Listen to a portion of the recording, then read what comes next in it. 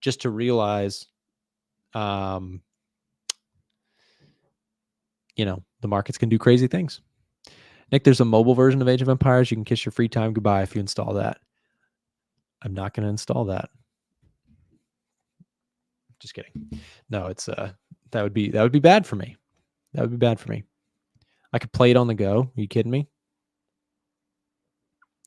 Anyways, in just a second, guys, we've got our next show host coming in. We got Chris Pulver, who is going to be taking a look at some charts here for this Friday trading action.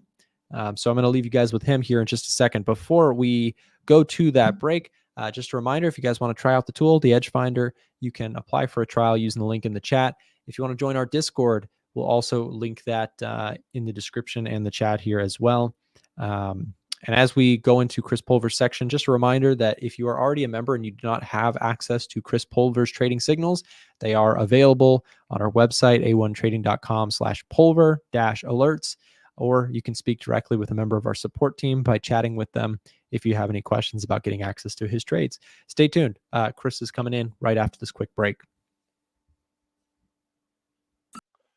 Hey, everybody. Happy Friday. Just typing in the chat here for Netflix. Netflix closed and letting expire. Let's talk about that. I posted the alert, I think it was yesterday. Let me look at my Netflix trade here. So 10/14, that would have been Monday. Oh, wow. Yeah, that was easy. Took a bull call spread on Netflix, and today an 83-cent debit is trading for around $1.50, $1.60. So it was a 10/18 expiration. The 750 and 752 is trading for about $1.90. So you're up about $1 a contract. I'm thinking that's good enough to take the profit on that one, because that's price doing what we needed it to do, which is go up. And price was down since last week, Friday, Monday, Tuesday, Wednesday, all red candles, and then big pop to the upside on Netflix that got us well above the expected move. We moved like $60 on Netflix with an expected move around $50. So it actually exceeded that, which was nice. So I like closing out the bull call spread. That is this trade. The one that I'm still running with is I have a 725 by 720, 750. I paid 90 cents for this one. I'm going to let this one expire for full profit. This will be a full, let me change the color. This is going to be a full 250. So I'm gonna take the $2.50 credit on this one, and I paid about 90 cents for it. So that's $1.60 profit there per contract. And then the other one closing out for anywhere between about 50 cents to $1. Right. So grab your winner, take your Netflix, enjoy the profits. And that was a nice little earnings play this week. TSM is cooperating, looking better. TSM is now back into my yellow box here. I need a little bit more time. So when we come into trading, probably on Monday, or I can check it today. Like if somehow TSM works its way back down towards the center prices that I have on this strategy, this is an iron butterfly. If it works its way back towards like 190, then this $12 credit's probably trading for 8 debit, 7 debit, 6 debit, and that we'll see what happens. But I'm going to set a chart alarm here around 190 and see if it actually cooperates. But I'll look at this one on Monday and see what the debit to credit situation looks like. Okay, so Netflix, nice little winner, big pop to the upside. What is annoying is I was hoping we could get a chance to play some bull put spreads, but instead it just popped right up here. I wouldn't be surprised if we have a Netflix excited move today, and then it starts to fade that gap as we go into election the next 2-3 weeks, if it's not just purely determined to go higher. So anyway, this is a nice little win. I still have some income trades on Netflix as well. That trade is close for profit. That's the strike price that I needed to get price above it, and it did. That's a big move. So close yesterday, open at 7:30, and then ripping up another $20 to $25 on the day. That's a pretty impressive run for Netflix. It's up 10.48%, and the average for Netflix, I think it was around 8 or 9%. Let's find out. It says 11.89, so we are pushing close to that. I think I did like a 10% calculation. But the one thing that I didn't plan on this week was having price be directional Monday, Tuesday, Wednesday, Thursday, and then today is all after earnings. And I mean, that's crazy, right? Friday, Monday, Tuesday, Wednesday, Thursday, this thing has been down. And then today was enough to rip it all the way back up to all-time highs. So good profit on Netflix. I'm happy closing it out. And then the nice thing is I threw in another bull. As this was dropping, I threw in another bull call spread at 725 and 727.50. And that one is unlikely to get it tested. I mean, if I look at my options chain right now, this is the expected move. Okay, so I can clear this because that trade is done. But the odds of this thing falling all the way back down to threaten my 727.50 is, I'm not saying it's impossible, but right now that is what? That's a 4% probability. Yeah. So that's a good thing. Okay, so that should be full profit by the end of the day, and I'll let that expire at 250 credit. I take away the debit, which was 90 cents. So I'll make $1.60 on that trade. And I'm happy. And then I got a couple trades running on SPX this morning. So far, so good. Price is cooperating. I'll see if those chime in for a quick win. I got 2 trades running on SPX this morning. And right now, we're getting closer to profit on that one. And we are getting closer to profit on that one. So hopefully it's 2 more wins to add to the tracker this week, which would be 14 for 15 winners on just the SPX. I'm not counting it yet, so don't count your eggs before they hatch. Is that the saying? Anyway, let's take a look at some charts, shall we? Let's see here. I want to go through top down. So SPY. Okay. So we carved out an all-time high yesterday. We also had a nice grab at the gamma squeeze level that I called out at 585. So did anybody, by the way, if you're in my Pulver alerts, did you get the 585 this week? So I was long the 5, and this was when price was trading at like 581, 582. We turned like a 70-cent debit or a 65-cent debit into like a 250 winner. That was a really nice gain. Turned a 130 debit into like a 190 to $2 winner. Turned $1.90 into like $5 and change winner. So that was a nice little stack profit on the SPY this week, plus the Netflix trade this week. It's been pretty good. So if you're in the Pulver alerts, then thumbs up. Let's see here. NP saying already down a lot today. Okay. Are we looking at something? I mean, I think gold just stretched to all-time highs once again. Nasdaq is still not above these recent highs, certainly not above all-time highs. The Dow, we hit all-time highs yesterday, just like we did the S&P. It's down on the day. The Russell is made a nice little run to take out these FOMC highs. We're not above the July highs yet, but posture-wise looks pretty good. If we have some volatility coming in the Russell, don't be surprised if we have another pullback. And I still might put in some credit spreads on the Russell. Okay, just to watch how this behaves. But the highs that I'm really going after are if we can get up to like 235 to 240. Let's see if this Russell is capable with a broader market rally. I think it's not going to be like, oh, the Russell is moving all by itself to the upside. It's going to take the SPY and the Qs and the Dow to probably melt up higher to go along with it. But if we were able to reach this level by end of year or into January, February, that should be good for a bull call spread that I put on earlier. It was pretty cheap. It cost me like $4, and that should be upwards of maybe $15 to $20 max profit if we can get it. But we'll see what it does. Okay, VIX is retreating, and we've seen this, and this is another thing too. I mean, don't be surprised if the VIX is going a little bit lower. Okay, if it goes a little bit lower, it's probably pretty sticky in here through the election. So maybe we have another vol event, right around the election. I'm expecting that week in November. So the general election is on Tuesday, the 6th, right? And then Wednesday, the 7th is FOMC. And then Friday, the 9th would be non-farm payroll. That's going to be a pretty heavy week with maybe the market at a standstill waiting for news to come in, or the market is all over the place. And, I would imagine it's more the former. Like usually it's just going to be like wait and see, wait and see, wait and see. But it's going to be a potentially volatile week. So it's not that far away. And that also makes me think that the next couple weeks, without any major catalysts out there, we might see the market relatively stand still, maybe just trying to melt up a little bit higher. If we don't have some major, difficult price day that pushes price aggressively lower, then we just kind of stay the course. Dollar index finally showing signs of, first sign, right? First sign in what? A couple of weeks. So we had that bear trap for weeks. We saw this thing rip up. It came right back into the level that I said, this is going to be resistance. If I'm spotting resistance, this is it. That doesn't mean that I want to short the dollar yet. One candle doesn't make a trend. So if we are, putting in a big candle here and maybe having some type of bear flag, then perhaps the dollar is going to start turning. But in typical fashion, let's say we put in like a big red candle and then we go a little bit back here, push lower, pull back again, test the highs, and then we start to go lower. Like, I don't think this dollar just automatically trends lower without having the election out of the way, the Fed out of the way, and we'll see what the dollar ultimately does. But if the Fed's going to cut rates in November and look to cut rates again in December, then I would imagine the dollar's probably going to come back to visit these lows. And in a way, I hope it does, because that's a good opportunity for Forex traders. If it doesn't, I don't know what that means to the stock market if the dollar keeps going higher. I don't think that's great for the stock market, but anything can happen. Okay.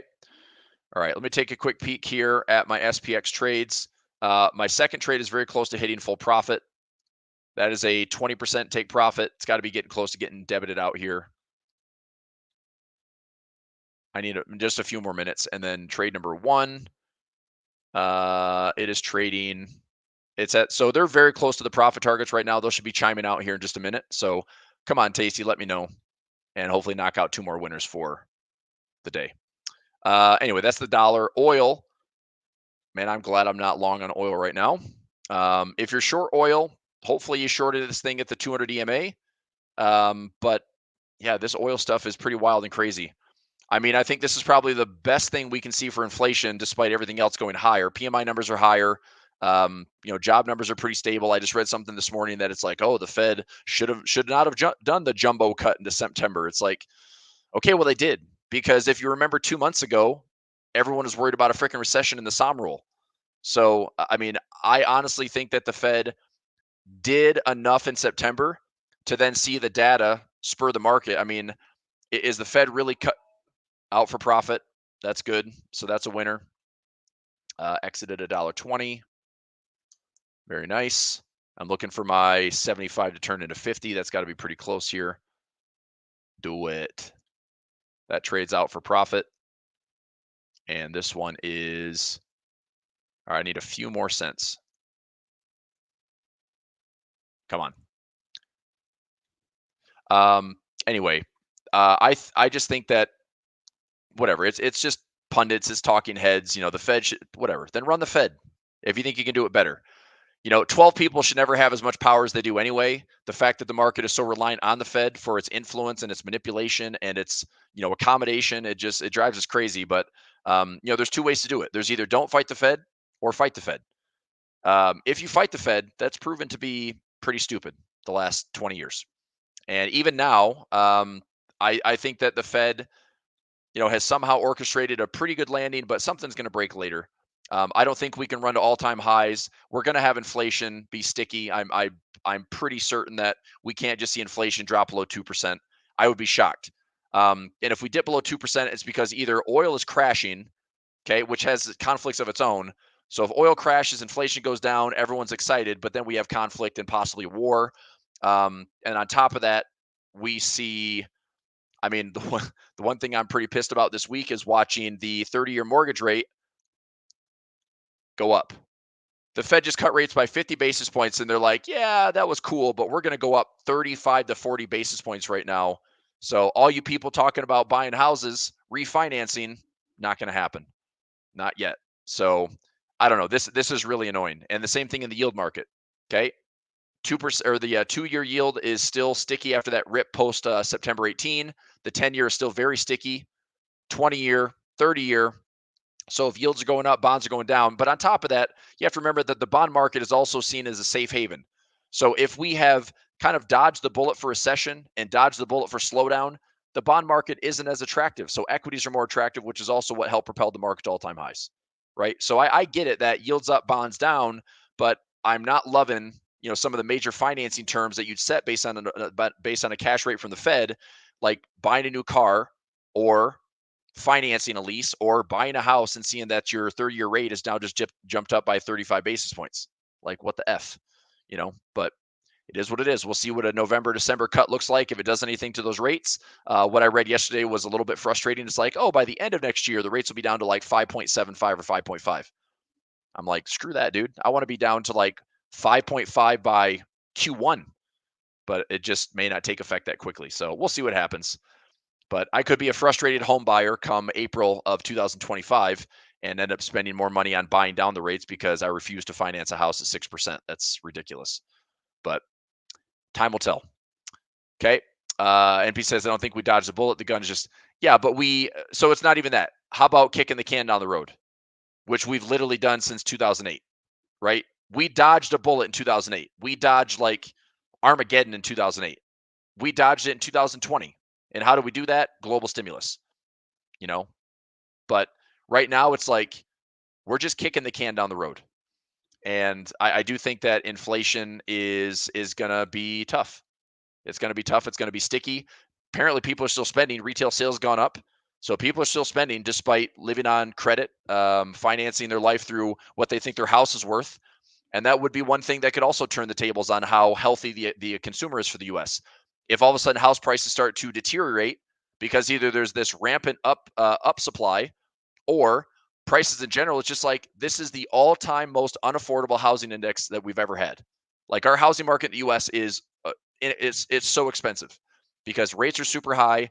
Everyone's sitting on these post-COVID gains, thinking that their house is worth double, triple what it really is, and they're thinking like, well, I'll just take out, I've got home equity. I can take out 20 grand, 50 grand, 100 grand. I'll pay it back at. But why would you do that? Why would you borrow it 6%, 8%? That's insane. Well, I could put it in the stock market and I get my 8 to 10%. Maybe, until you can't, So anyway, all sorts of stuff that's happening. But I think it's just kicking the can down the road.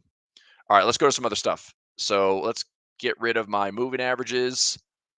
Let's go to gold and silver. So CL is down. I'm staying out of this stuff for right now, unless I see this. So CL is oil futures. What I might end up looking at is if we end up bouncing here, okay, I may look at another bull put spread and just put on a defined risk trade. So we'll see. And then natural gas. Ooh, this is good. This is making me pretty happy. NG is natural gas. I've been waiting for this thing to pull back into like $2. If this pulls back to $2 or $1.60, I'm probably throwing in a couple of credit spreads.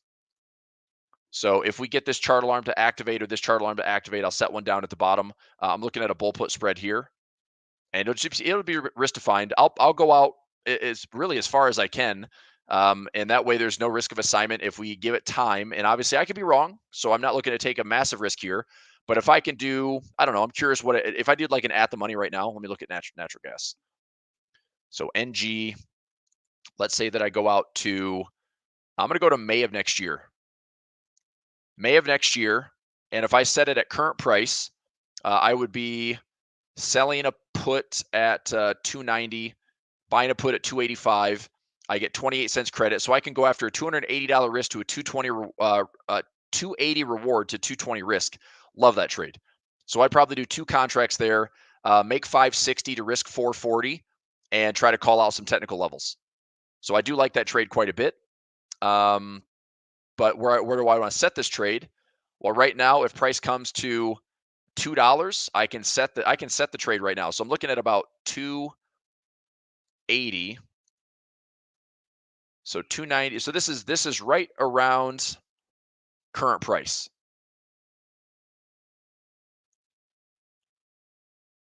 I think, right? Yeah, this is around current price. So this is reading current price.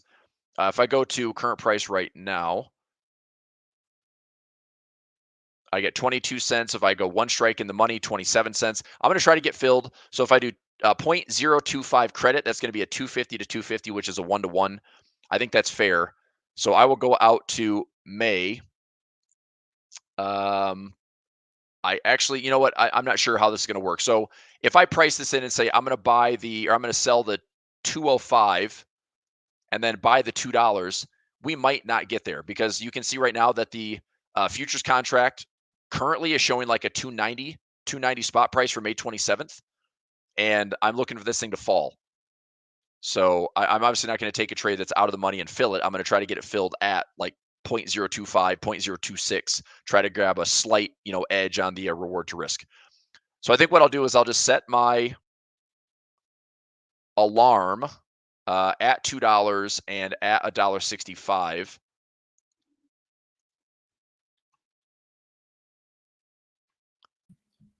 What's up, Chris? Hey, Frank, what's up, dude? Not much. All right, your volume's pretty low. It's low, you said? It's a little low, yeah. I'll bring the mic closer. Do it. Okay. By the way, my Is this camera better? yeah, that's better. Okay. We'll let the crowd decide. All right, trade 2 just got knocked out. Perfect. So that's 2 winners on SPX. Thank you very much, Miss Lippy. You're already done? Well, that's 2 for 2 for the morning. That's what I wanted. That is 14 out of 15 for the week. It's pretty good. Are these strangles? These are strangles-ish. Yeah, little synthetic strangle. Cool. Yep. So this is, there we go. So nice, man. Up like I think I'm up close to $675 on the week for some strangles. Netflix should be another $250, and did some work on Baidu. Got a new fresh high up about $19,000 on the day. P&L is looking pretty good. So I took a look at China stuff. I want to get to gold and silver. What are you liking, Frank? I said this yesterday on the show. I'm like, hey man, gold's running away from you. It is. Yep. It is running away. Should have bought at the highs. Should I'm not have, I guess. buying gold. I'm not either. I took a bull put spread. I took Okay. 2 actually. One is on ASML. ASML. So you got into the giant dump Yeah. of ASML. Okay. So what'd you do? Just a bull put spread? Yeah, I got it at 680 is Okay. where I sold, and then 675 is where I bought the put. So as long as it stays above 680, it'll be fine. Nice. That's 21 days out. Okay. That's good. Yeah, I mean that was a bit, I don't know if it's an overreaction. If this is a fake out, if I pull up, let me pull up this.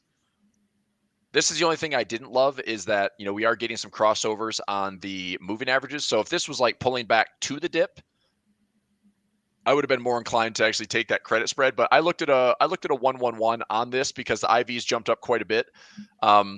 But I don't know, man. I mean, if this does a pullback like that, that's probably good enough for you to get your profit. Part of me hopes this actually goes down a little bit lower, and I'd like to maybe participate in like the 600 to 450 area. That's wishful thinking, but whatever. I don't know. I might just trade Nvidia as opposed to ASML, but I like the trade, dude. I like the trade a lot. Cool. I got one more. This one's pretty risky. Okay. It's a bull put spread on the SPX. Bull put, but it was SPX. just below open For today? Stab. Yeah, it's so SPX. That open price was 58.60. I got mine at 58.55. So if it closes flat or higher, it'll be fine. But this is what I'm hoping for an update. But the fact that we have not really moved, like we're still in the range of the first 5 candle. The first candle. I know. So I've seen this before. When it stays in this range for too long, it could sell off in the afternoon, become like a 30-point move to the downside. Mm-hmm. And then by then it's too late to come back. But I don't know. I've just been seeing yesterday. I didn't like the trade, so I didn't put a bull put spread down, and I'm happy I didn't do this because that would have been a mistake. Today I'm hoping that the range will kind of be, it'll be a minimal range. Mm-hmm. It won't be as crazy because we have earnings. But Netflix was strong. Yep. China's rebounding. Yep. I think there's more demand out there now. So hopefully Friday won't just be another sell-off, but yeah, that's what I'm looking at. We'll see. Let me take a look at China here. So HSI, that's a big rip from that 50%. This is good. This is good to see, like, versus just giving it all back. So HSI had a very strong pop today, showing there could be some resiliency in that China stuff. China's wind turbine makers call for an end to price war. ADR surge on central bank measures to boost market. Now we're talking animal spirits. Let's go, baby. Surge in pre-market trading after China's central bank on Friday kicked off funding schemes and urged swift adoption of policies to support capital markets. Do it. Do it for like 3 months. That's all I need. Let's see here. Initially pump up as much as 800 billion won or $112 billion in the stock market through newly created monetary policy tools. Perfect. All right, I'm going to take a quick photo of this, and this will be good to share. So yeah.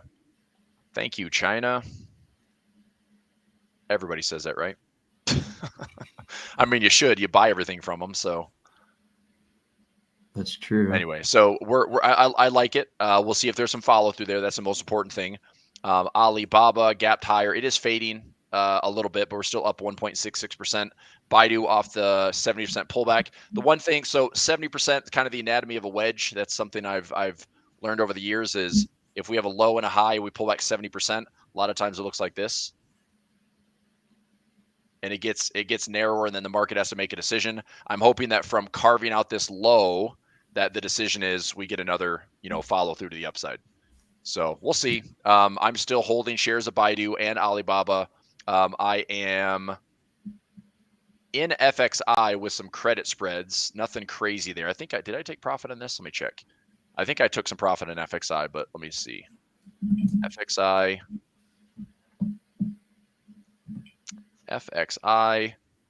So I have the 30 by 30. So the 30.50 by 30 trading for 12 cents. I think I'm going to take profit here, Frank. I know this is early, but I've got 10 contracts in. I'm not going to own 1,000 shares of this. I am currently up around $150. I think I'm just going to take the profit. And then I've got a 31 by 30 for December. This one's up about $80. I'm okay lightening that load and exposure. I know this is out far enough that if FXI does actually go higher, that, my debit. So I got in for I think I got in 27 cents on the 50-cent spread. And then if I did $1, I got in for like 45 or 50 cents. Let me verify that. Make sure I'm not sniffing glue over here. So the 31 by 30 for 5 contracts. Let me go into my trade history. Trade history, FXI. And let's go to the last 60 days. So my 31 by 30, 214 and $1.50. So that was 5 and 5. Okay, so 214 and $1.57. Let me do the math there. So 2.14 minus 1.57. So I got 57 cents. And right now, that is trading for 40 cents. I'm going to let that one go a little bit longer timeline-wise. But the 10 contract one, that should have been 30.50 by 30 for December 31st.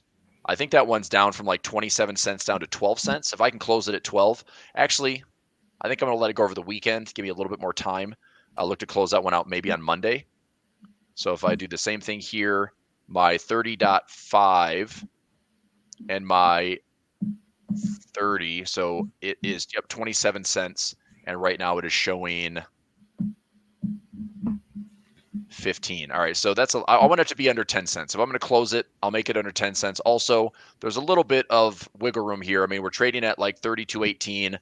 I'm out of the way. I just want to see if price stays here, goes over the weekend. If this gets less than 10 cents, I know it's not a big deal, but making 17 cents a contract on 1,000 shares, or 10 contracts, I'll make $170.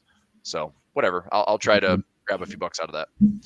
But yeah, China's looking pretty good, looking better, Do you think that the 6,000 price target for the S&P is still possible by the end of the year? I do. Yeah, I do. I think the market is.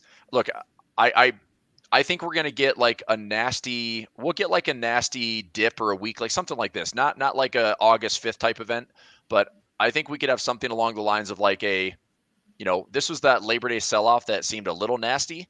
I could see the same thing around like election week. Maybe there's enough volatility there. If, maybe we have a bad week in earnings, maybe Mag 7 disappoints and it drags the market lower. I don't know. But something that maybe just the market's like, I'm trying to think of a analogy. It's like the market essentially is in like euphoria. Nothing can stop it. I mean, 1% pullbacks or pauses is like everyone's just buying everything. The soft landing scenario / no landing scenario, it's like everyone's on board with it. I do think there's a lot of greed in this. I do think it's a bit, frothy. I think it's a bit over its skis, but it's like this market has a lot of momentum going to it. Path of least resistance is the upside. As we keep saying, if price isn't proving or confirming that it's doing any type of damage, all this is, okay, we have previous highs. That's now support.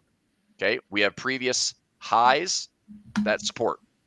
So if we have any pullbacks and dips, I'm just going to look to see if those dips get bought. And I'll be, patiently waiting and see if I get something to offer it. If not, the overall portfolio melts up. I'm probably not doing a lot of extra buying at these levels outside of the kind of the short-term income stuff that I do now. But for the most part, positions are up. P&L is pretty solid for the year, and I'm going to see if that will kind of continue to coast. Silver hasn't hit my targets yet. Gold is just running, and I think gold is still fine to stay in. My futures trades are still running with full expirations. Silver, if it gets me profit, that's still a nice little chunk. And then Bitcoin potentially could be like this little hidden bull market that we might see by the end of the year into Q1. So that is kind of the extra juice to my portfolio by the end of the year if things just kind of stay looking good. So I don't think I have to take a bunch of new trades at these highs, because I'd like to obviously buy some dips and pullbacks and see if we have some opportunity to get some discounts, but maybe we don't, and that's okay because I'm still invested. I'm still positioned. If we melt up higher, 6,000 is doable, and I don't know if this chart is perfectly analyzed or not, but it makes some sense to me that this high, we get up into this area. That's the spot that I get a little bit nervous, right? We get up into 6,000. Does the market just say, okay, congratulations, milestone achieved, and then bye, bye Felicia, maybe 5%, 10%, who knows? I think every time we hit an all-time high, within a couple of days, they'll probably pull back some, but I don't know how big a correction will be. Sure. So yeah, that's why I say limited upside in the short term, but I guess in the long term we'll hit that target. Just won't necessarily be a super euphoric move. Agree. Just a giant green candle. I think we'll just see like a slow chug, like we've been saying. Yeah. So that's why I want to do these spreads, and hopefully be able to contain price and continue to do so. Today is looking uncertain though. We're at 58.56. Yep. And your sell put is 58.55. Yeah. Dude, gutsy play cotton. What'd you collect on that? 250. So okay. It's a 1-for-1 then. 1-to-1. Yep. All right, man. We'll see. The nice thing is our opening candle is still the range for the day. And that's, for my SPX trades this morning, that was perfect. What would be kind of nice, because we hit these highs yesterday, would be just another little drift for you and, close out above the opening bell range and see if we can just make our way up to these highs and maybe not get there, but just try. If we try, that's good enough for you. That's the nice thing about a credit spread is you got all day. So the later this goes, if it just stays around, 58.60 or so, maybe peaks up to 58.65. Question for you. Are you going to let it ride all the way to expiration, or are you going to try to take, if you're up like 50%, would you take it off the table? No, I'm going to let it go. Oh my God. You're so gut. No, I'm just kidding. It's not because of that. If I had unlimited day trades, I'd be out. Oh, that's right. You keep coming back to that day trade stuff. Yeah. Yep. If it's an emergency, whereas like losing 250 is not necessarily an account emergency. I get it. If this was a big trade though, like if I had a bunch of contracts, then yes, but I don't know. This is also kind of an experiment. I'm trying to see if I can use discretion and the odds of being green. Yeah. For 50-60% of the time on a daily candle or a weekly candle, if I can, successfully collect premium each day. And I know I'll lose some. I already have. I've lost 2 out of the 11, I guess. Yeah. So that you finally just added this one today. I thought you were really doing this like kind of every day, if you can. I wanted to, but yesterday was hard. I thought about taking one. Dude, what if you did this, Frank? What if you can you trade ES on your what you're using Webull for these trades? Yeah, I think I need to make a futures account. If you make a futures account, there's no pattern day trading. So you can trade, if you can trade futures and trade options on futures, you can trade this style on ES and also on NQ, but there's no pattern day trading in futures. Oh, so food for thought. I didn't know that. Yeah. Well, I will look into that then. Okay. A couple questions popped. See US 30 popping. That's the Dow. Are we popping? Are we popping and locking? I don't see that. I see today's candle is big red and then sideways. So unless we're going futures route, let's go US 30. I'm not sure what you're seeing there. I think we're just coming back into that giant sell-off candle that happened at opening bell. So I'm not seeing anything there that I like. The market could be nervous. We got Waller speaking. Dude, that's what I think. Look, I don't think the market's the market. I thought about that so much these last couple of weeks. I'm just like, does the market even care right now? It's like investors care, the sentiment cares, but it's like the market is supposed to be just reflecting the overall sentiment, the economy. And the truth is, sitting here near these all-time highs, what the market's actually reflecting is probably the top 10% of consumers and the top 1% that's still spending. I mean, retail sales right now, I read this morning in Opening Bell Daily. Basically, it's like the those that have the money and assets are still spending and still going on like everything's fine because life has gotten better for them. And those that are struggling are still struggling. And inflation is like the next big thing, right? If inflation gets worse again and crap gets more expensive and it's impossible to buy a house and it's impossible to buy a car and there's defaults and delinquencies, look, that's gonna deteriorate things. But we have so much money at the top right now that it's like if they're still spending, the data is reflecting a healthy consumer, right? I mean, airlines this week. Look at United Airlines, UAL. United Airlines this week has been on an absolute tear, man. And this thing had earnings. I mean, earnings crushed it, and this thing is up to. I mean, we're at these we're almost up to these pre-COVID levels again. So this was a huge rip. And I mean, airlines are like the most price sensitive, consumer sensitive. It's like people don't have the money to fly, so they don't. But when they do, that's good. People are willing to travel as opposed to buying goods now. So I don't know. I mean, hotels did the same thing. Let's look at Delta. I mean, did this reflect in Delta? Yeah, Delta's up to some fresh highs. You go to, I'm in AAL for American Airlines, and this one's coming off the lows. I've got some cash secured puts at the single digits. I'm pretty sure I'm still hanging on to those. So let's go here. AAL. Yeah, so I've got an 888. I've got different staggered expirations. I have a lot of decay that needs to happen here. I only did one contract. Oh, F me. Apparently, I don't like it enough. I did. I don't know. This might be good for Spirit Airlines is $150. $1.50, right? $1.50. Yeah, I'm in. So I still have some plays in JetBlue. JetBlue was at $7.95. That's what we're talking about. I've got a profit set. I own this thing with options under $6, and I'm trying to get this thing back into the teens.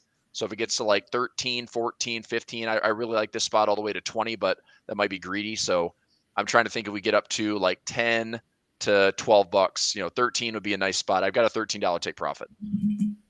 Yeah. And JetBlue and Spirit have had the merger that keeps getting smashed. So yeah, Spirit at oh, that's so bad. I wouldn't touch that freaking airline ever. And then SkyWest. SkyWest has been doing pretty well. We're just ripping on SkyWest. Look at this thing, man. Since that crash in August, I mean, my gosh, 64 to 95. It's up another 40%. SkyWest. Good Lord. Yeah, SkyWest is they basically are a carrier for 7 airlines. So they provide a lot of the staffing that their trainees go to Delta. They go to all the different airlines. SkyWest has its own line of flights.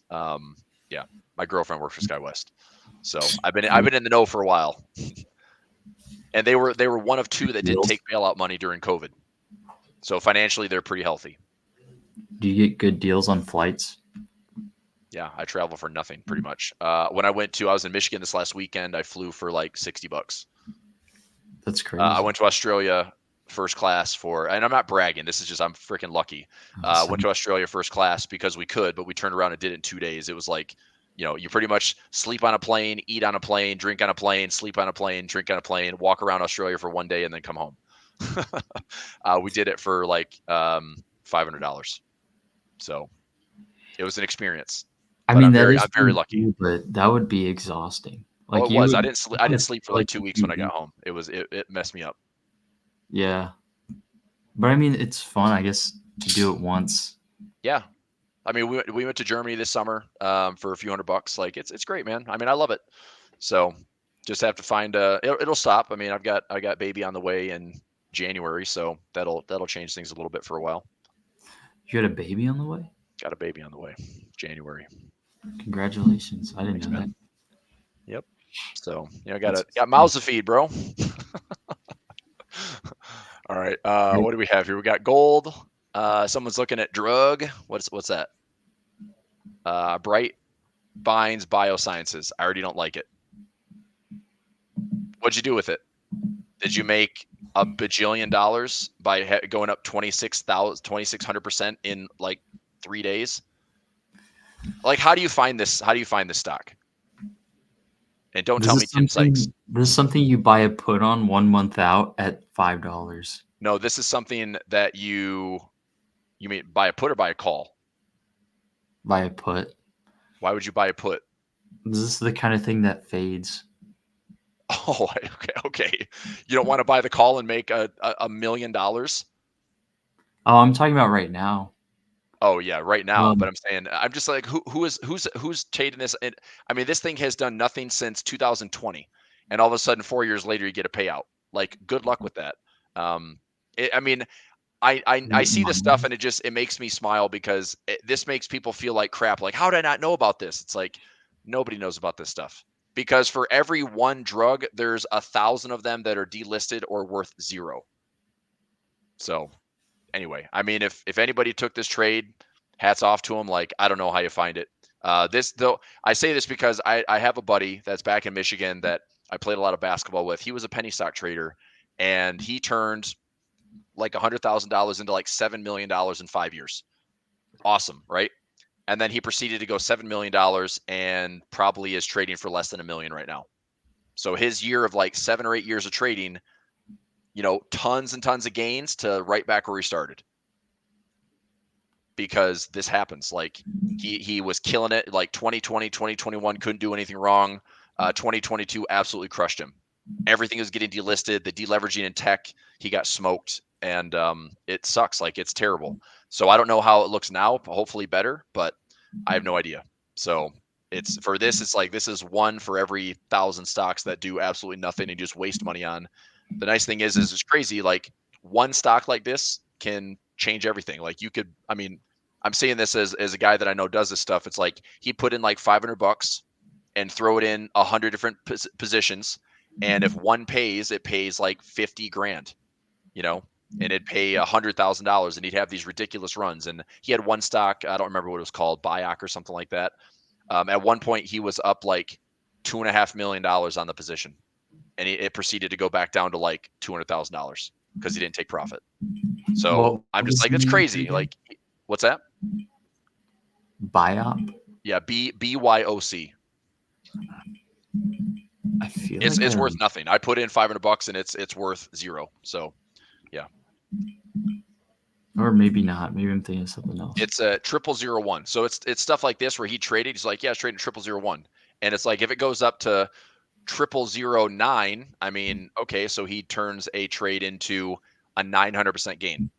But if it doesn't go anywhere, like you're seeing on the chart, that chart is, I mean, how do you read that? It just means that there's just nothing available. So not my style, to say the least. So drug, cool, good story, tons of FOMO, but I'll probably never profit from a trade like that in my career ever. Tesla, let's go Tesla. Tesla is at 221. I did the 225 by 220. I'm totally willing to own shares. Nick and I talked about Tesla on Tuesday when I did that top strategy session. And I know that Nick talked about his break even being around like 218 or so, or he said 229. But he also could lower his cost basis very aggressively if he wants to, just because the premiums are so good in Tesla. Tesla and Nvidia are two of the most liquid stocks in the S&P 500, which is pretty impressive.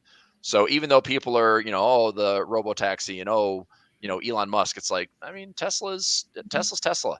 I think it, fair market wise, it's still a little overvalued, which is why I'm doing ratio spreads down into the low 100s. But if you look at this chart technically, I mean, to me, Tesla has all the potential in the world to just be a big bullish pattern, like a head and shoulders. And if we break this area as a neckline, I'm pretty confident we're going higher. So there's bull calls there. That would be great. There's credit spreads there. That would be great. In this area, you're just trying not to do anything silly and stupid. So I just try to stay out of the way and collect good premium. And yeah, I'm participating. I'm participating with credit spreads right now. But I do like Tesla. I like it. I think the premiums are great. If you own the shares, I mean, I say when I own the shares, like own enough to control options around it so you can, really, really work your income and cost basis. But yeah, that's the trade that I'm in. I put this in the Pulver alerts. I did a 225 by 220, collected 269 credit, and I'm willing to own the shares. So I only did one contract, but still, it's looking pretty good. Yeah, I can see a lot of consolidation in the meantime. Yeah, I think so too. And I'm curious, like, what is the big breakout? Like, what would be Tesla to do this, right? What's that? I don't know. I mean, they have to beat expectations on earnings. They've got to beat, more deliveries. The demand has to be high. Maybe they're starting to raise prices on their cars. Like, investors want to see something probably where it's like Tesla's going to make more money. And you and I've already talked about this. Like, directionally, they're probably going to be one of the most profitable companies because they'll have 0 employees. They'll have a factory. They'll have, super factories full of humanoids. And Elon Musk is like the current day, Tony Stark, minus the superhero part. He's just the, billionaire crazy guy that's like, I'm just going to invent and disrupt like every industry that I touch. And people love that. And that's impressive, but also I don't know if that's great for the stock or not. But I would think if Tesla's still a household name, and I don't know about you, but I see a lot more electric Teslas on the road than I do probably anything else. Trucks now. A lot of Cybertrucks now. Yeah. You guys seeing Cybertrucks in Atlanta? Oh yeah. Yeah, I see a lot out here too, but also it is 11:01. We got Nick Phillips. Oh, okay. All right. Getting pulled off. That's cool. That's really why you came on. You just wanted to like slow talk me into like getting off at 11 o'clock. Yep. That's my strategy. I got to do some policing, I guess. That's right. You gotta keep me in check. Yeah. All right, Frank. Have a great weekend, man. Yeah. Thanks, everybody. Too. All right, Nick Phillips coming on soon. See ya. Yeah. See ya. Bye. If you're someone watching the show right now and you're outside of the US looking for a better brokerage, listen up. I wanted to take a moment to mention today's live stream supporter, Vantage. Vantage allows traders outside of the United States to trade CFDs. You can trade everything from commodities like gold, you can trade US indices or global indices, and you can even trade FX all under one brokerage, and you can connect to MetaTrader 4 and trade directly on tradingview.com. Not to mention, they also have a really good sign-up bonus going on right now. So we'll drop the link to that down below in the chat as well as in the description of this live stream. Check out Vantage. Now back to the show. Hello. Welcome to the 11 o'clock segment of the A1 Trading Show. Give me 1 second. I should actually be able to adjust my... I'm on the wrong camera today, but that is what it is. All right, guys, let's jump into it. As always, if you have any questions or want me to check out any specific asset, please drop it in the chat and let me know. I brought some people over today, potentially from the Set and Forget community. If you guys have any questions for me and you want me to answer anything, please specifically say Set and Forget this pair. Yes, I did get a haircut. Yes, I shaved. Yes. Right in time for the winter, which makes no sense, but it is what it is. All right, guys. Doxy getting a little bit of a down push today, right at this major previous level of support. I would say, actually, this is probably more of a zone here where we have a support, previous resistance, support, etc., etc. We can keep going back and probably see this is a massive level right here, the 104 psychological level. So major push down. I mean, I guess maybe not major, but a pretty big, almost engulfing candle so far today on the Doxy, which when you pull out and you look just at like the 4 hour or the 2 hour or the 3 hour, it's really just a pullback of this upwards momentum. We haven't shifted structure yet to go bearish here on the lower time frames, but we are looking like potentially we are setting up for that.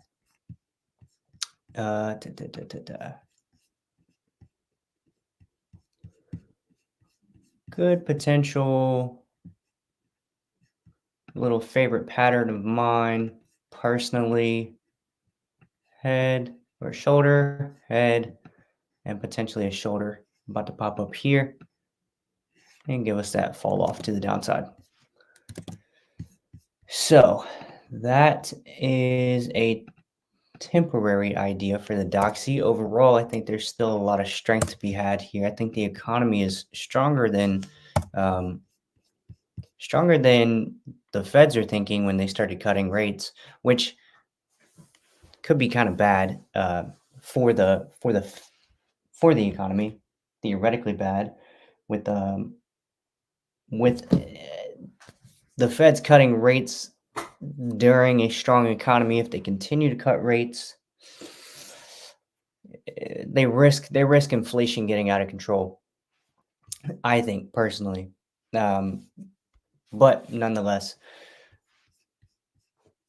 this short-term little move here that I'm potentially looking at on the Doxy is a simple kind of relief sell from this massive push to the upside. I think we're due for a bit of a pullback here, even if it's just to, I don't want to say the low here, but somewhere inside of this bit of price action. If you map this out and we give ourselves a leg here, boom, boom, boom, I could see price coming back into this leg. So maybe it'll make it clearer if I give it a good line chart and decent target. Now this is where it gets kind of funky. Decent target for me would be equilibrium of this pullback leg here, which would be right at this level, 50%.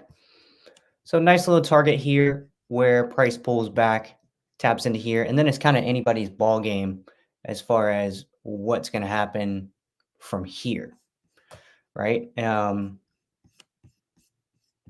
this that idea could obviously be wrong. It's just a technical idea, a technical look at something that could happen based on current market structure.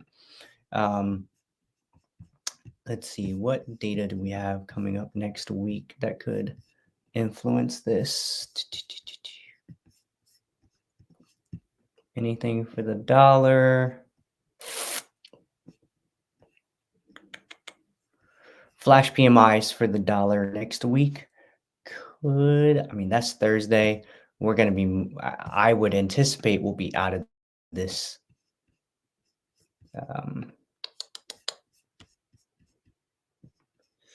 Yeah, this move will probably have happened by the time we get the flash PMIs out of the US next week. So this would be a technical only trade. I can't really think of any other sort of catalyst that would influence this. So yeah, it's going to be a technical only position. If we pull back up into this area, start seeing some rejection, maybe Monday, Tuesday, and then sell off down into here, Now the actual push, the big push could be Thursday. It could take as long as Thursday. I could see that happening. So price kind of just playing in here for a minute, and then on Thursday we get the big push out of PMIs. It's possible. The other scenario that could play out is prices testing this as support. It may dip down below it a little bit, you know, for all my ICT guys, grab the liquidity, right? And then continue in the upwards direction. That both of those scenarios would be plausible in my mind. All right, let's check out ES. This is S&P 500 for people not trading on the futures market. How are we doing on the daily? Daily rejected those all-time highs yesterday. Trying to push back up again today. Let's see how we're doing. Not much momentum this morning, which makes sense. It's Friday, end of the week. It's been a relatively quiet week data-wise. No solid reason for the market to do anything really but hang out here. I could see it hanging out here for the rest of the day. We have what, 1, 2, maybe like 5 more candlesticks. It's 11 o'clock. The afternoon volume could kick in, but it's Friday, so I could see this happening for the rest of the day on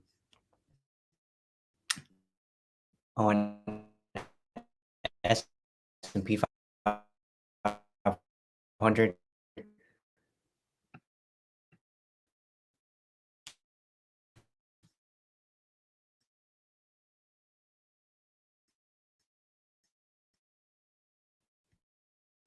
But that's directional. If we drop down to like the 15-minute, we can see since the market's been open since 9:30. We dipped down, we pulled back up. We're right back where we were at the open, or near where we were at the open. So really no clear direction out of the stock market this morning. Gold.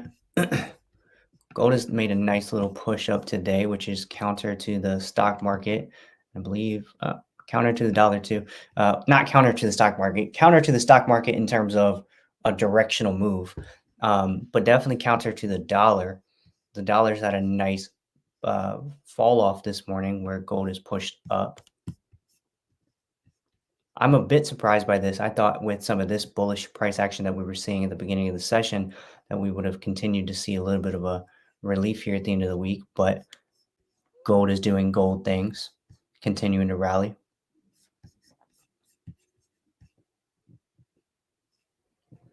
All right, let me tap into some of these questions.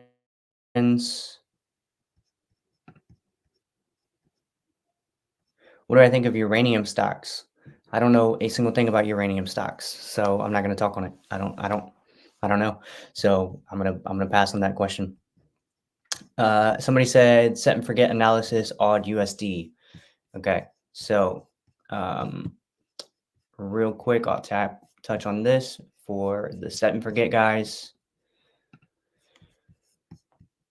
If you happen to pick up on this strategy from this video, good for you. All right, so weekly, we are technically bearish. It's our last major high that created a new low. We never broke that high. We never broke that low. So we've just been consolidating basically for 2 years. So that just to start this out to let you know, odd USD has been in consolidation for 2 years. Do with that what you will. There's obviously opportunities that exist in the shorter term here for odd, but it may not be one of the best pairs for the set and forget swing trade strategy. Okay, daily textbook daily is bearish, but for me, looking at obvious elbows, daily is still bullish. We have this nice leg up here, pullback, nice leg up. everybody's going to want to count this as an elbow because price pulled back here and pushed back up. I'm not counting this. This is one leg to me. So our last low that created a high, boom. So we are still in bullish structure on the daily. So bearish weekly, bullish daily.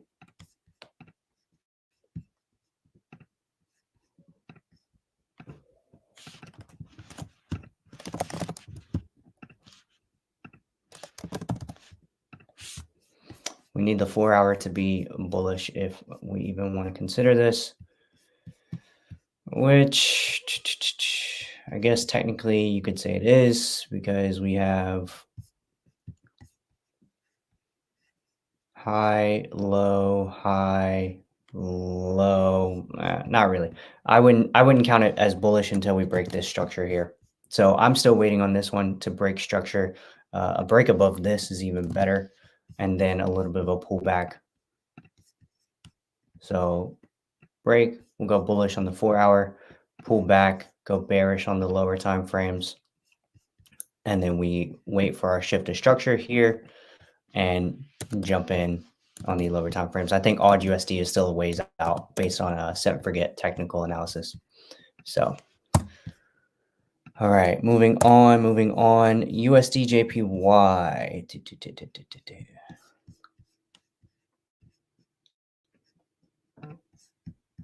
So USD JPY.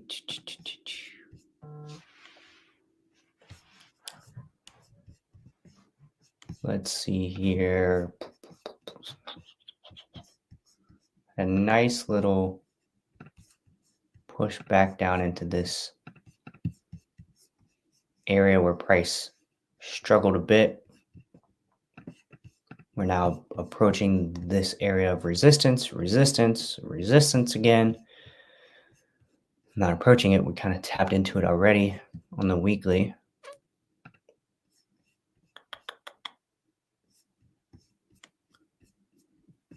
Daily is seeing some momentum challenges here. You can see we got some big candles, big candle, big candle, big candle, big candle, big candle, sort of big candle, and then the momentum is fizzled out here over the last few days. So the bullish momentum is struggling to continue to push this up. However, I could see some more room here going into 151, 152 territory. We are at this major level of 150 right now. So this is kind of a pivotal point. This is one of those points where it's like, okay, if you took a sell here and it works out for you, you could turn around, run around on socials and say sniper entry and all of that lovely stuff. But there's really no reason yet to sell it, in my opinion. No solid reason. We're still in bullish structure. Now, once we start to shift, we start breaking some of these trend lines.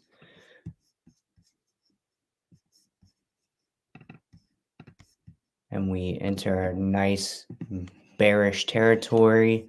I would say, good opportunity to sell. I wouldn't be buying this in this area. There's definitely no reason to be buying this just because we have momentum on our side. It's like, it's one of the nuances of trading, in my opinion. Just because it's not a good enough reason to sell yet. There's no reasons that are solid enough to enter sells on this pair. Does not mean that we should be buying this pair at this price either, in my opinion. For me, I'm not, I have no interest in buying or selling this pair from this area yet.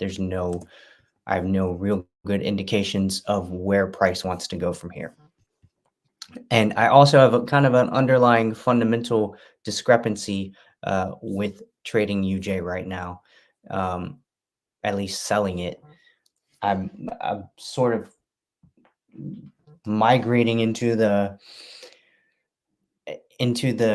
USD bull fundamental camp. So it's sort of like that's caveated and nuanced by the upcoming election. I think that's going to, once we get that behind us, I think the clarity for potential forecast will occur. As far as trying to establish that clarity now with a very, intense election right around the corner, the backdrop of the Israeli Hamas tensions, the other backdrop of the Russia-Ukraine war, which is still pretty active. We just had a headline this morning from Putin was saying something. Let me see.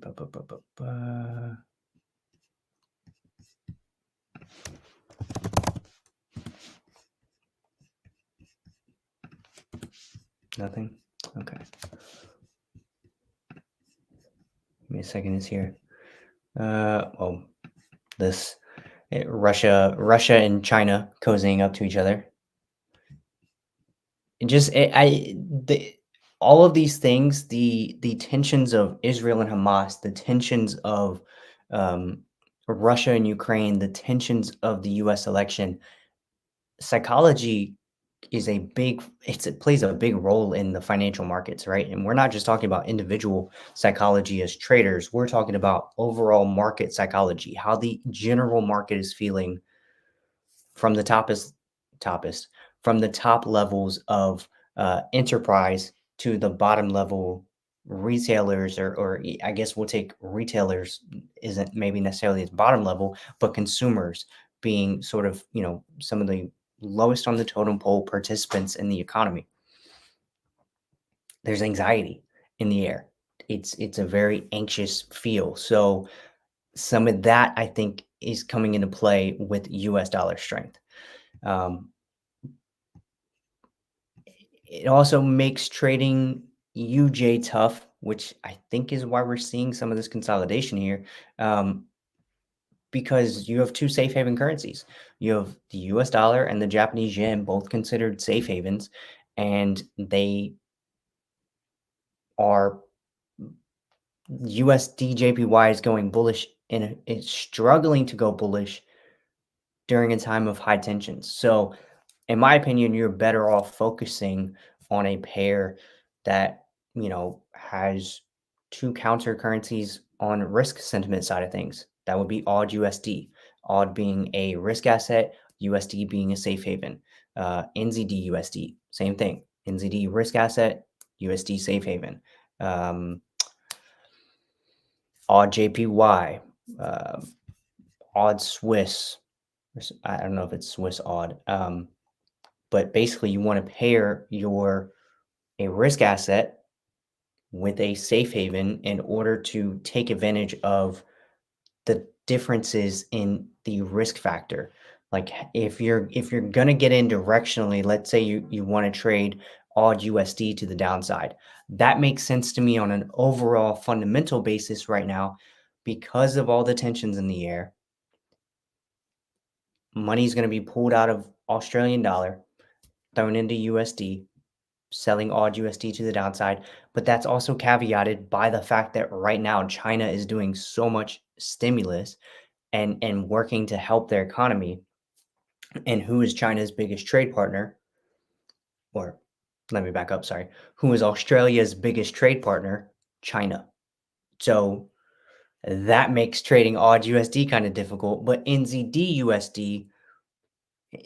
also has a lot of trade with China as well. So maybe CAD USD doesn't have as much, and CAD is a risk asset as well. The caveat with that is the Middle East oil tensions. The backbone of the Canadian economy essentially is oil. So that could push CAD up as opposed to the risk factors pushing it down. We're at a pretty difficult spot right now. Fundamentally, I think that's why I keep saying once we get the election behind us, there should be some more clarity, hopefully.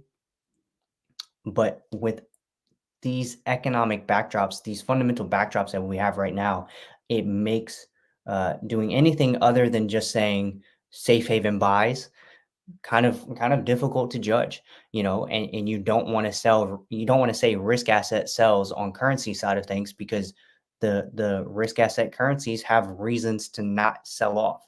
Now, a good pair in my mind right now fundamentally is Euro USD.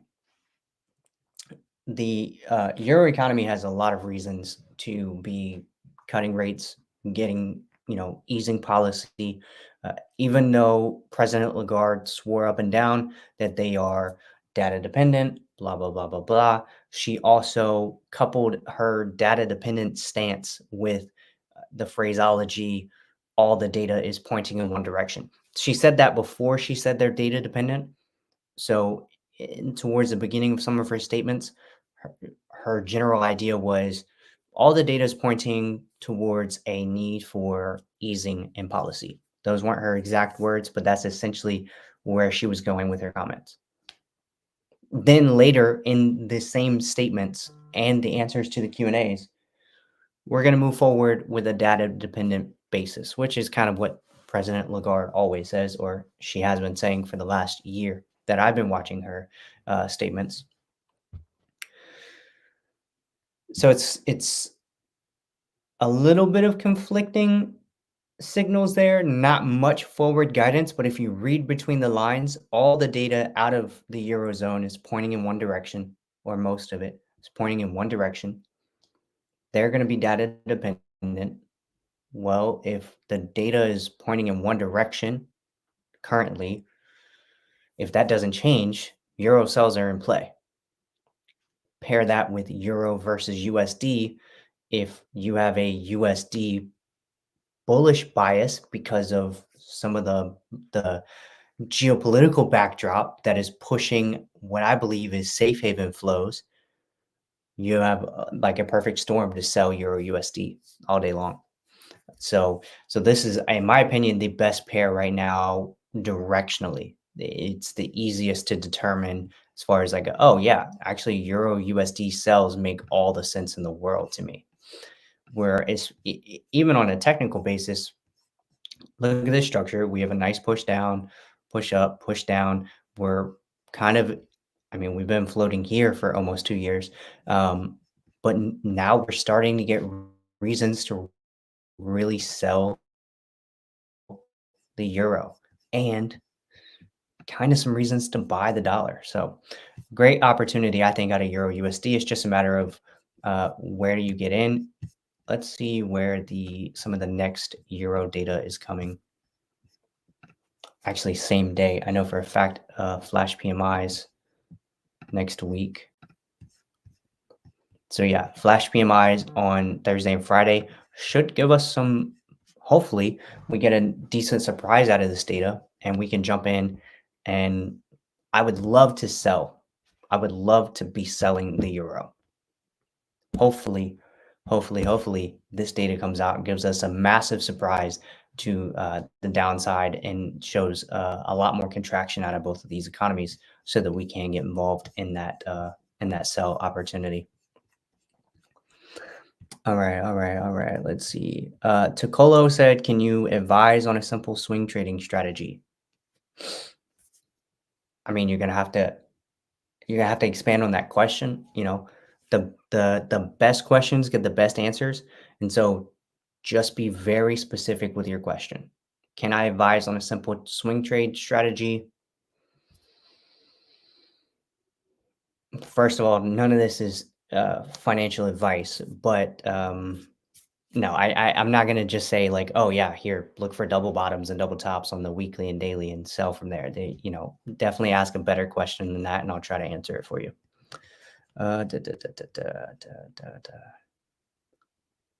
Extend it 150 level, extend its upside further, UJ 50 basis points November, 103 to 103.5. I'm just reading through Anton's comments here.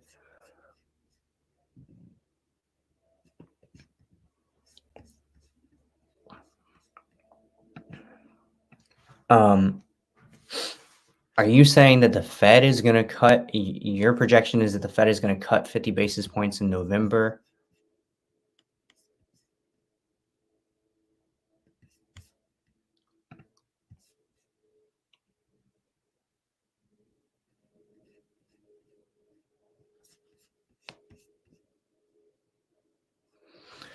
All right, Anton, I'm trying to follow, but you're saying a lot, and it's a little difficult to follow. So if you can clarify a little bit, I'll try to touch on what you're saying. Cheryl's V, hopefully I'm not botching that name, is asking for an odd JPY analysis. Again, if you're from the set and forget community, please clarify that so that I am doing a set and forget or just a regular outlook here. Odd JPY. Again, this is on a fundamental basis. Backdrop. The backdrop right now of the China stimulus potentially boosting the Australian dollar. So you have Australian dollar potentially pointing upwards. And then we also have the yen potentially getting boosted via safe haven flows. You got two relatively strong currencies. Kind of tough.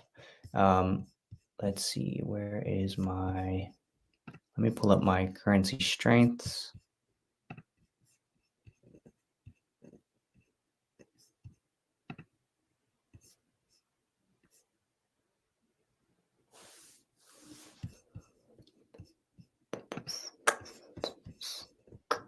Go 2 hour. So this is basically just all the currencies indexed. Yen is down, but I don't know how much I would trust this bearishness on yen with some of the backdrop that we have right now, and when the some of the higher time frame structure is bullish. Odd is also pushing bullish though. So this is what I mean by an issue with these two pairs right now. If we're looking at some of these bigger time frames, we have a strong odd being supported right here at this level, and a strong yen, relatively strong yen. It's kind of broken down below this support, but it hasn't. There's not a lot of displacement here. This is something I talk about a lot. Is displacement of levels. So just because price broke down below this level, there's a big part of trading psychology, with technical only traders. They'll go, oh, price broke a major support level. I'm going to start looking for sells. I'm identifying a bias based on an arbitrary level being broken, and now I'm looking for sells, and that's it. I'm blindsided to anything else. But you have to realize, like, there's not a lot of displacement here. This is a break below support, but price is still being supported, and it's having a hard time pushing down below this level. So there's a concept in trading where price is moving to the downside, and people are trying to buy it up as it's going down and getting stopped out over and over again. It's called catching a falling knife, trying to catch a falling knife. The yen is not a falling knife anymore, right? It was a falling knife here. It was a falling knife here, but it has gone sideways since the beginning of October. It's not a falling knife. So the momentum to the downside has been arrested, essentially. It's been stopped at this level. What does that tell me? That tells me there's support for the yen, at least at these levels. And there's support for the Australian dollar at the same time. I don't have any interest in odd JPY personally. But for the sake of answering your question, Cheryl's, I'm going to assume you're asking from the set and forget community. So with that in mind, I answered this the other day in the chat too. Here's what I don't like, right? So we have this big push to the downside, and we've started to push back to the upside on the weekly. I can't consider us being back in bullish territory yet because we had this big push to the downside, even though we body closed under these bodies here, which is based on the rules, what you need in order to identify structure, right? My problem with this is how massive this wick is. This is not just a typical flat body close or even like a small wick close like we have here. So this is an obvious high where if we'd had a body close above this, okay, fair enough. We've created a new high. This is not as obvious of a close. So we have this big push to the downside. We body closed here and we body closed under these body closes, but this wick brings a lot of confusion to this pair. And there's so many, as Forex traders, there's so many assets that you can trade. There's so many different currency pairs that you can trade. Oftentimes, it's not worth getting sucked in or married to a pair like this when there's sort of there's some room for some confusion here. You have this big push down, dropping down to the daily. You can see we have one close here and two body closes at this level where price never closed below these levels. Price barely wicked below the body close of this candle at one point. So is there the potential that this could be the double bottom? And now we've pushed and broke the neckline, and now we're retesting this neckline and potentially going to continue to the upside? Absolutely. 110%. That could be what's happening.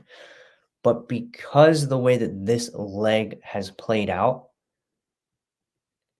there's also a big potential that this is simply just, I believe this is called a flag pattern. I've been trading for 7 years, but as far as naming patterns go, I'm not the best at it. This could just be a flag pattern. I think this is a flag pattern where we see price just do this for a minute and then drop off. Continue with this momentum here. So personally, not a pair I would care to be trying to trade at these current levels. Now, I will say this. I'm a scalper. So while I'm scalping, I am open to trading all the in-between here. But when I'm looking at a macro outlook on a pair and I see structure like this, I just don't really want anything to do with it at this point in the game. So I'll wait for more clarity, right? That's one of the biggest elements of being a trader is waiting for clarity. Wait for these things to make it abundantly obvious to you, or at least, as obvious as it can get based on your strategy and your approach. If you're looking at this from a set and forget area of like idea, this is not clear. For me, it's not clear because of this wick. Take this wick away, all the clarity in the world based on these strategy rules. But for me, not something I really care to be messing around with. Okay, somebody said, gold, please. I'm bleeding. You're bleeding?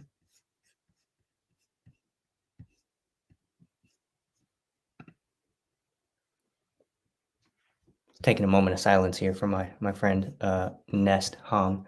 Are you in sells? You're trying to sell gold right now? I'm assuming that's what you mean by bleeding. I mean, if you're trying to sell gold, I think you're doing the opposite of trying to catch a falling knife, right? Like I just mentioned it earlier. Catching a falling knife, let's invert this scale.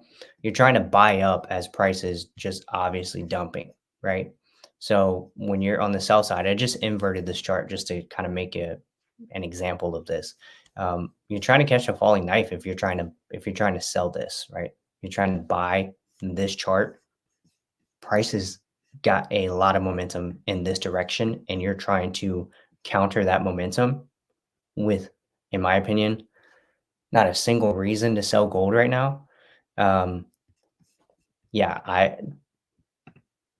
Obviously it's your account. You have to make your own decisions, but this is not a buy that I would be involved in at all. So do with that information what you will. I'm assuming when you say gold, please, I'm bleeding, that you're in a buy situation, or sorry, you're in a sell situation. Let me invert this chart again so that I'm not confusing everybody. I'm assuming you're trying to sell this, which there's the potential that this thing comes back today, but I mean, you got a low, a high, a lower low, a higher high, or sorry, not a lower low, a higher low, higher high, higher low, higher high. You're in bullish territory. You're in bullish structure, and there's no information that I know of that has hit the market that gives any reason to sell it. Not something I would want to be involved in. Parath, yes, I just went over Euro USD like 5 minutes ago. If you want to scroll back in the timeline, I did a pretty thorough analysis of Euro USD. I would be looking for sells. As far as trying to sell it today, Friday at almost noon, no, again, not something I'm interested in, because as this momentum, as the volume leaves the market for the weekend, I can see the market just kind of Euro USD sitting here like this. Boom, boom, boom, boom, boom. Finishes out the day here, right? So yeah, I wouldn't get involved in trying to sell this right now. But definitely, everything is pointing towards Euro sells. Now, granted, because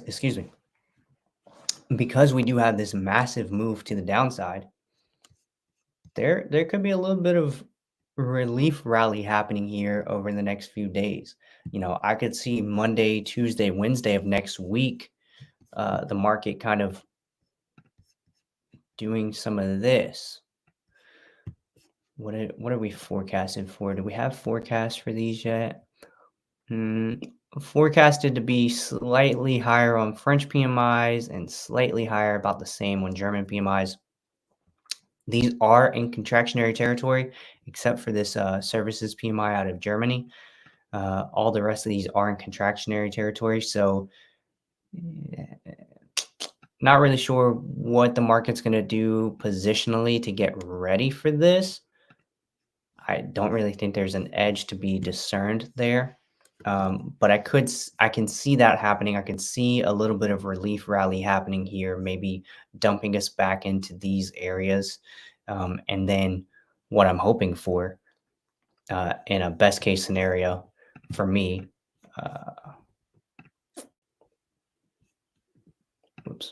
best case scenario for me would be something like this.